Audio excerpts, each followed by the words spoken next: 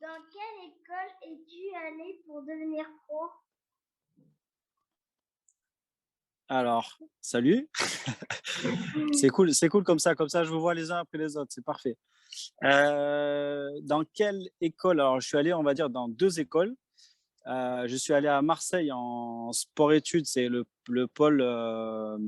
Donc je suis allé à Marseille au lycée Saint-Exupéry et puis après je suis allé à Montpellier au centre de formation où là j'avais, on va dire 18-19 ans et là j'étais au lycée Jean Mermoz à Montpellier et voilà, c'est, comme il se fait toujours aujourd'hui, c'est, tu sais, il y a le pôle et le centre de formation. Et donc voilà. Après, sinon, j'étais au collège juste avant de partir, au collège Jeanne d'Arc. Non, comment il s'appelle le collège à Apt? Voilà. Ben voilà, j'étais là. Ok.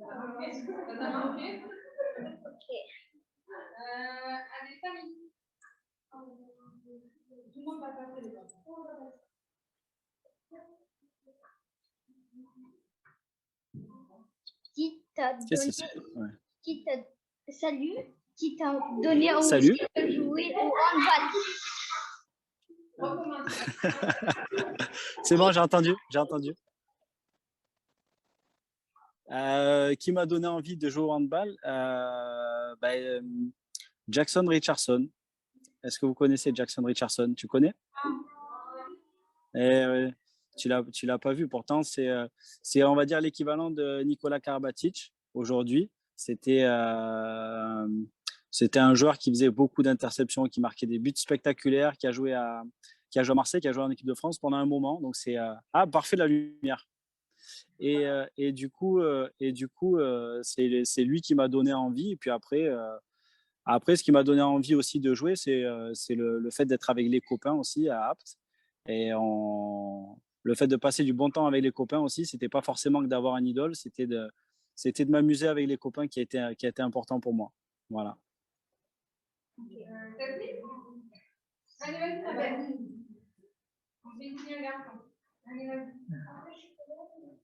Ça mord pas, hein, il n'est pas peur, il mord pas. Salut. Salut.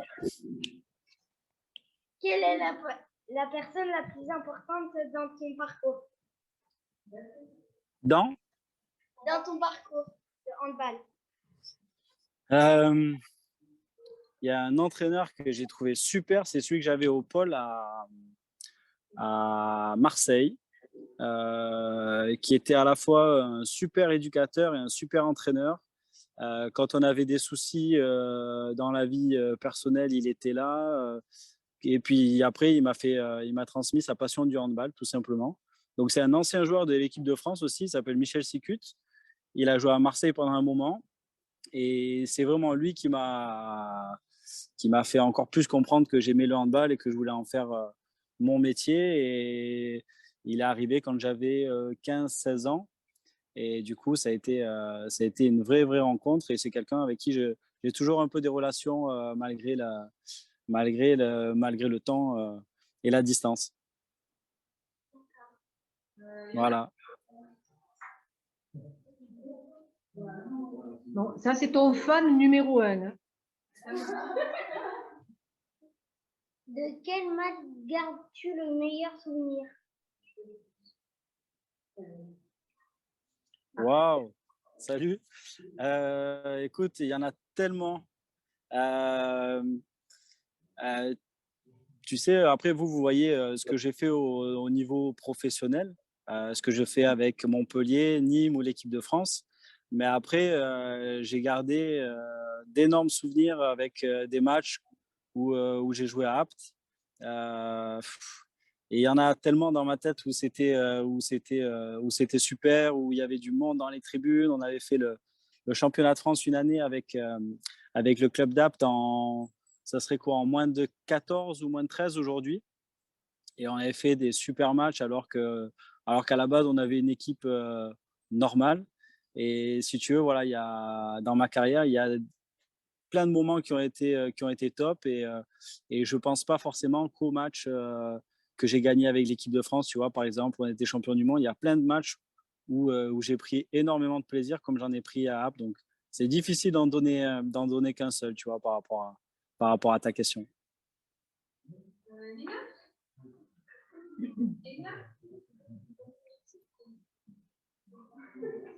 Bonjour. Salut. Pourquoi as-tu été choisi comme capitaine? Waouh. Alors, écoute, il faudrait poser la question à mon entraîneur, ça. Hein. Mais un capitaine, c'est quoi un capitaine?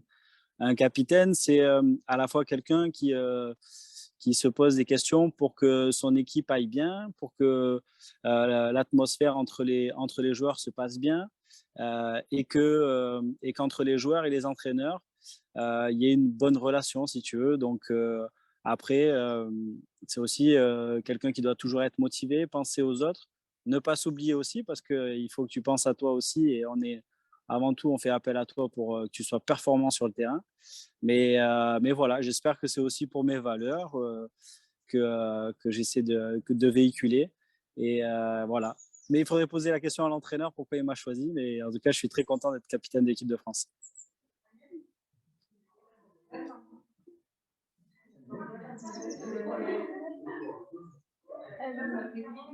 Salut. Salut. Que fais-tu quand tu es en vacances? Alors, je fais plein de choses. Je suis souvent avec ma fille quand je peux, qui a 7 ans et que quelques-uns connaissent ici, Nina. Et en général, on va à la piscine, on va à la mer. J'ai des chiens aussi avec qui je pars promener. Mais je fais pas trop de handball pendant les vacances. Non, non. Je reste. En général, j'essaie de me reposer et profiter des moments avec les copains aussi.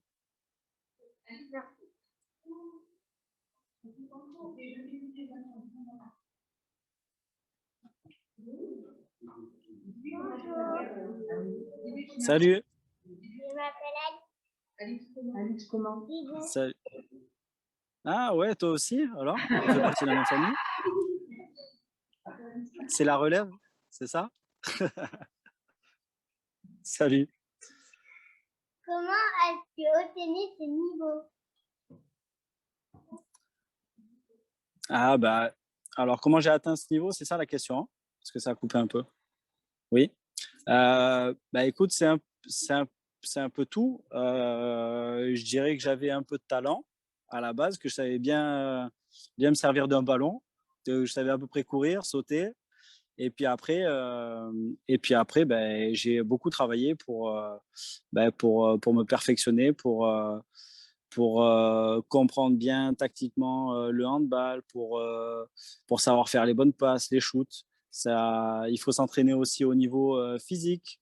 Tu vois, on fait de la musculation, on fait des travail cardio, on court beaucoup. Là, on vient de faire 2 semaines de préparation physique pour les Jeux Olympiques. On a dû faire sur 20 entraînements, on a dû faire 4 entraînements de handball. Donc, tu vois, il n'y a pas que le handball pour se préparer. Et voilà, et ça demande beaucoup de travail. Et dans la tête, il faut être fort parce que c'est pas tous les jours facile. Et voilà, beaucoup de travail, un peu de talent. Et puis après, normalement, ça marche.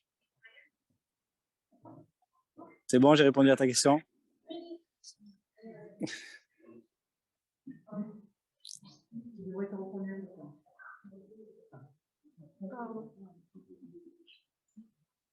Salut, moi c'est Ryan. Salut. Recule un peu, recule un peu.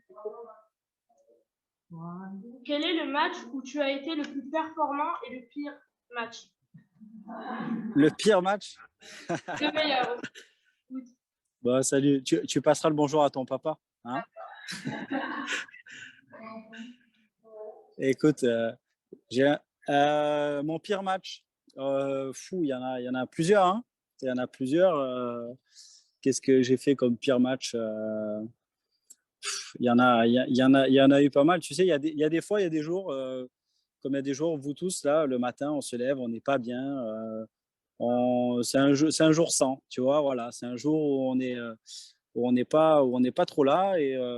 Et des fois, des fois, sur un terrain, c'est pareil. Il y a des jours où on a moins la forme, où on ressent moins bien les choses, où on a moins de force dans les jambes, on est de suite fatigué.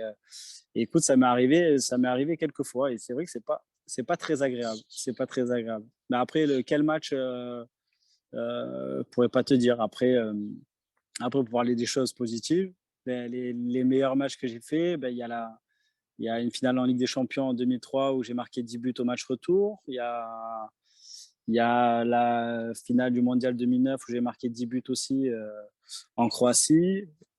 Finale au Danemark aussi, à l'Euro 2014, où j'ai marqué 10 buts. Donc, donc voilà, après, il y a des matchs aussi où j'ai moins marqué de buts et où j'ai pris énormément de plaisir à faire plus de choses en défense ou faire plus de passes. Mais voilà, ça fait partie des matchs qui sont top pour moi. Voilà. Merci. À bientôt. Salut.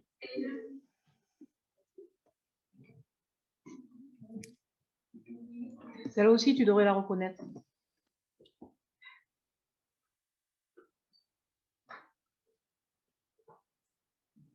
Ah oui, salut.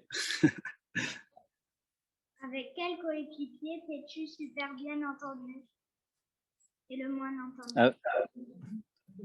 Avec Karim et Ladouchi.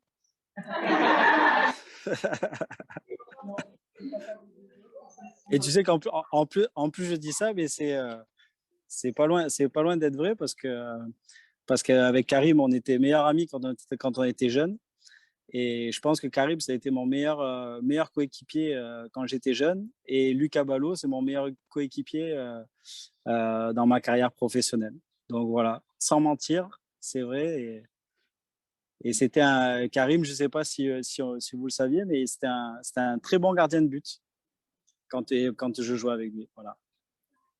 Et ton papa, j'ai pas joué avec lui, alors je peux pas dire que c'est ton papa, tu vois. Oui, c'est Momo. C'est Momo. Et Ah oui, mais j'ai pas joué avec Momo. C'est vrai? Ah, Bah non, Momo, il est plus âgé. Il est d'accord. plus âgé, Momo. J'ai bien reconnu Lina. Bonjour. Salut.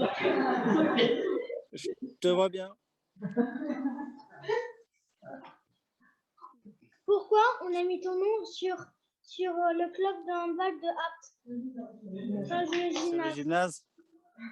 Ah, euh, comment te dire, c'est qu'à un moment, la ville a voulu mettre en avant le fait d'avoir un sportif qui a gagné des titres et qui avait joué dans son club.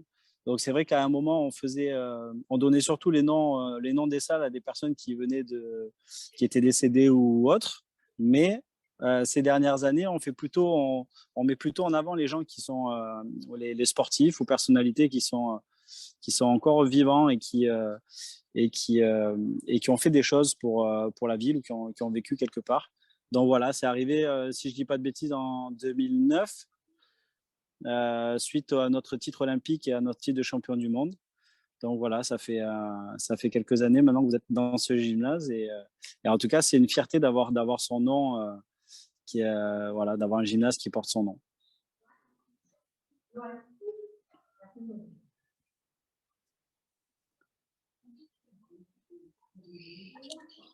Salut. Salut. Quel est ton nom? Quel est le lieu de vacances Quel est ton lieu de vacances préféré? Alors, je vais souvent en Corse parce que c'est pas loin, c'est beau, il y a la montagne, la mer, il y a les gens qui ont un accent incroyable là-bas aussi. Et c'est souvent là-bas que je me retrouve pendant les vacances. J'y vais une année sur deux, je dirais. Et je commence même à avoir des copains là-bas, donc c'est la Corse pour moi. Voilà. Et toi, c'est où, toi? Moi, c'est partout. Toi, c'est partout? Du moment que tu es en vacances, tu es heureux. Tu as bien raison. Bonjour. Salut. Quelle est l'équipe adverse que tu as le moins aimé affronter et pourquoi?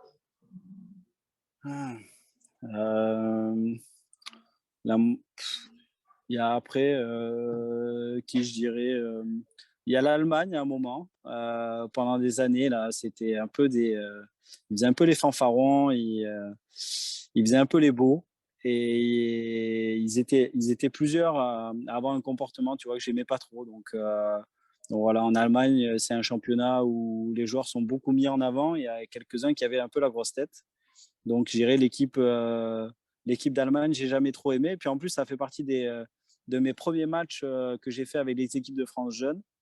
Donc, il y a toujours eu un peu une rivalité avec, voilà. Mais rien de méchant. Rien de méchant. Salut.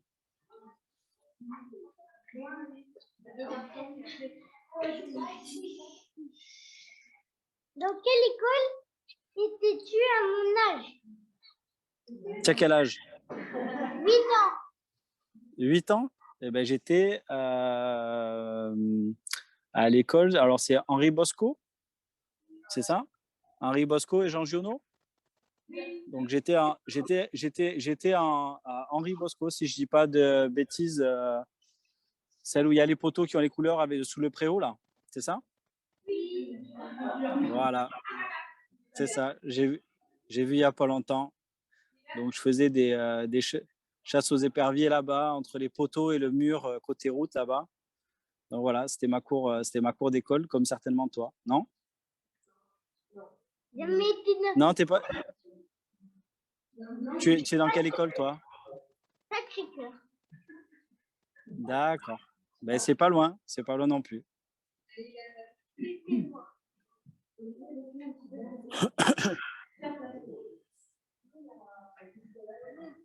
Qu'est-ce que tu manges avant un grand match? Un hamburger. Là, je mange, en général, je mange des pâtes, ça c'est sûr, et parfois un peu de poulet avec. Mais rien d'exceptionnel. Voilà, quelque chose de très léger, pas trop de sauce avec les pâtes, et pour avoir le moins de difficulté à digérer tout ça. Mais pas de hamburger ni de frites. Non.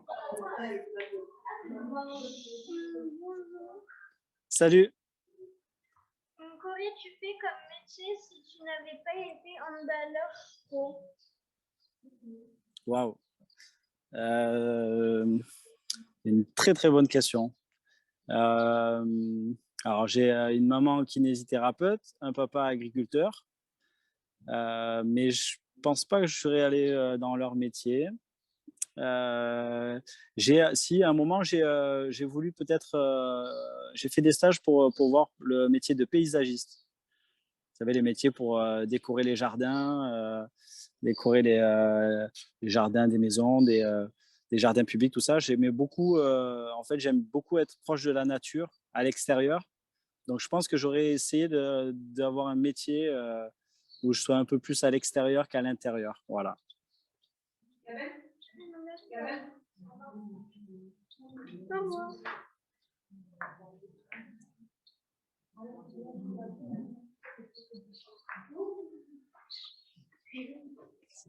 Salut. Salut. En France, quel est ton club préféré? Ah bah. À un moment, maintenant, en handball, tu demandes? Handball, oui. Handball, bah, celui où je suis, forcément, à Nîmes. Et après, il y a Apt, bien sûr. Hein? Et oui, les deux en France. Et oui. Et oui, c'est les clubs forcément où tu joues que tu as envie de supporter. Voilà, quand j'étais à Montpellier, bah, c'était Montpellier. Et maintenant que je suis à Nîmes, c'est Nîmes. Voilà. Merci.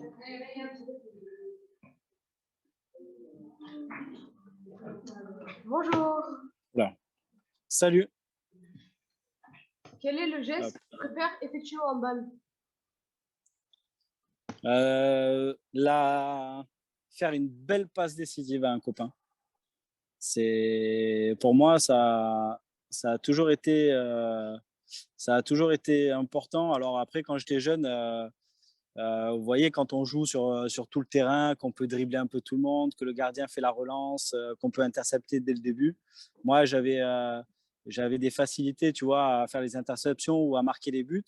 Et à un moment, bon, j'ai essayé de faire marquer ceux qui marquaient pas d'habitude. Voilà. J'aimais bien cette idée de, voilà, je voyais qu'il y avait des copains sur qui aucun défenseur presque restait. Hein, ça doit arriver chez vous. Il y a forcément des joueurs qui ont un peu moins de talent, mais j'avais vraiment cette envie de faire cette passe pour qu'un copain qui marque moins de buts d'habitude ou qui n'en marque pas arrive à marquer son but.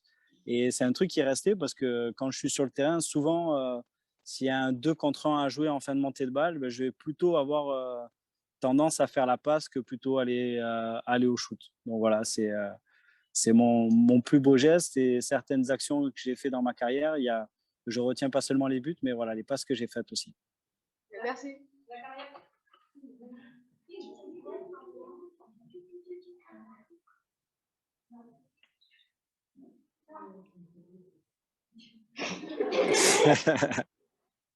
Tu l'as bien fait, hein? Salut. J'ai 2 choses pour toi. La première, c'est Salut. que fais-tu en musculation? Oh, la liste est longue, hein? La liste est longue. Ben, en musculation, on travaille. Alors, qu'est-ce qu'on peut, comment je peux t'expliquer ça? En musculation, on fait 2 sortes de travail. On fait soit un travail qui va être un peu plus léger, qu'on travaille par exemple avec des élastiques. Est-ce que vous vous amusez des fois? Bah, tu vois, des élastiques qu'on peut tirer et tout, en les tirant, ça demande de faire un effort qui est pas forcément important comme une barre de musculation, mais c'est quand même quelque chose, si tu le fais bien avec des gestes plus doux, c'est quelque chose qui renforce énormément. Donc, tu as ce travail-là qui peut être fait avec des élastiques ou avec des poids très légers. Et puis après, tu as le travail de musculation où là, tu le fais avec des grosses barres ou selon le travail, c'est plus ou moins lourd ou avec plus ou moins de répétitions par rapport à ce que tu essaies de faire. Et puis après, on essaie de renforcer à la fois le bas du corps et le haut du corps. Ah, s'il y a du bruit, c'est mon chien qui joue avec une balle qui couine, hein, ne vous inquiétez pas. Et, et puis après, on fait aussi beaucoup de gainage. Des pompes, des abdos, du gainage sur le côté, voilà, dans tous les sens. La deuxième Tu fais pas de musculation, toi? Hein? Tu fais pas de musculation, toi, encore? Ah ouais, quand même, hein? Si, la deuxième chose, c'est un défi pour toi. Ouais. Tu dois manger un hamburger avant un grand match. Alors c'est... Et tu sais que, sans plaisanter, aux Jeux Olympiques, dans le restaurant, il y a un McDo dans le restaurant. C'est un peu surprenant, mais il y a un McDo. Comme c'est un sponsor qui donne beaucoup d'argent, ben, ils ont le droit d'être dans le restaurant. Mais je te rassure, je te mangerai un gros hamburger après la finale quand on sera champion olympique, mais pas avant. Ok, ça te va?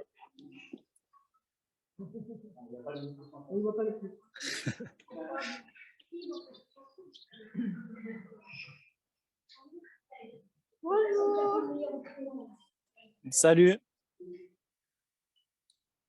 Comment as-tu gagné toutes ces coupes? Toutes ces? Coupes. Ah, comment? Ben, pas tout seul, je les ai gagnés avec les copains. Parce qu'on fait un sport collectif et que sans les copains, on n'est rien. Et que c'est grâce à eux et grâce à comment on a réussi à faire les choses ensemble que j'ai réussi à gagner tous ces titres. Voilà. Après, il y a des distinctions qui sont individuelles, mais c'est avant tout parce qu'avec les copains, on a réussi à faire une équipe qui était forte et qu'on a réussi à aller gagner des titres. D'accord.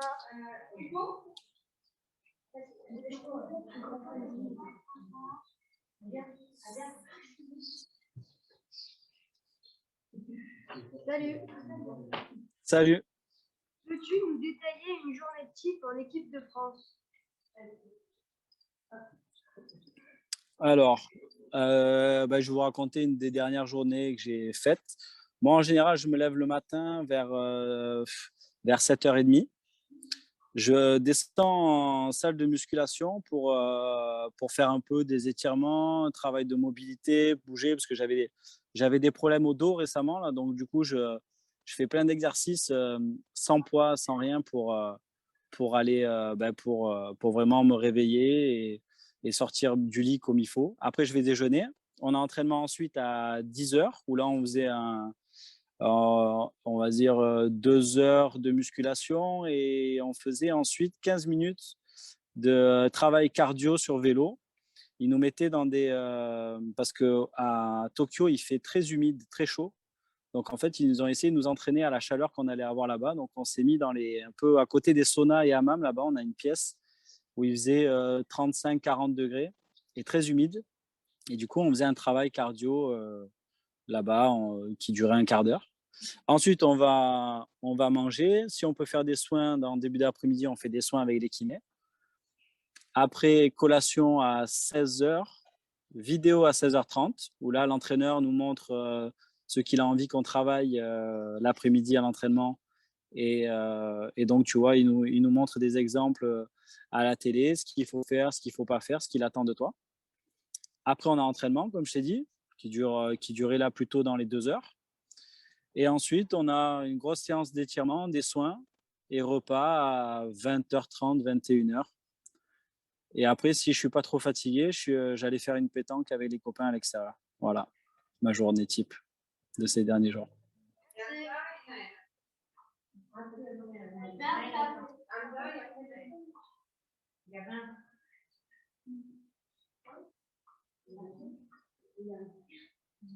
Salut.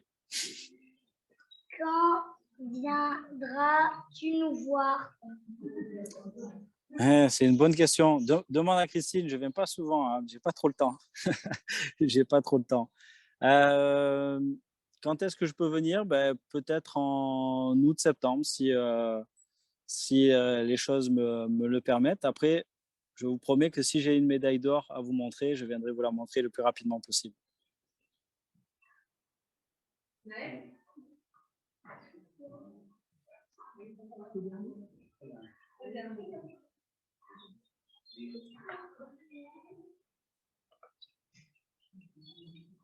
Salut. Est-ce que tu as un porte-bonheur pour jouer? Alors j'ai pas un porte-bonheur, mais il y a un enfant en Biélorussie qui m'a offert gentiment un sponger. Tu vois, d'habitude c'est vous qui me demandez le sponger, qui me demandez un short, chaussettes. Et là il y a un enfant là, qui sans rien me demander, m'a offert un sponger et c'est un sponger noir que tu verras que j'ai au poignet, que j'ai gardé depuis. Donc ça fait pas très longtemps, ça fait 2-3 ans voilà, que je l'ai gardé. Mais après, je ne suis pas superstitieux.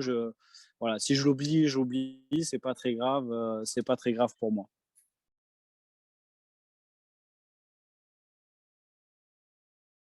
Bon, et ce soir, il paraît ils sont au courant ou pas? Je vends rien là. Vas-y, Hein? dis-le. Ce soir, il paraît que vous avez une petite fête qui est organisée? Oui. Eh bien, écoutez, dansez bien, amusez-vous bien, régalez-vous. J'espère que le stage va continuer à avoir un beau temps. Et je vous fais de gros bisous à tous. Et à bientôt, j'espère. Merci quand même. Merci à vous. À bientôt. On se voit à la télé au JO Tokyo. Ça marche. Bonne continuation, amusez-vous bien. Alors, j'étais chez lui l'autre jour et il a signé une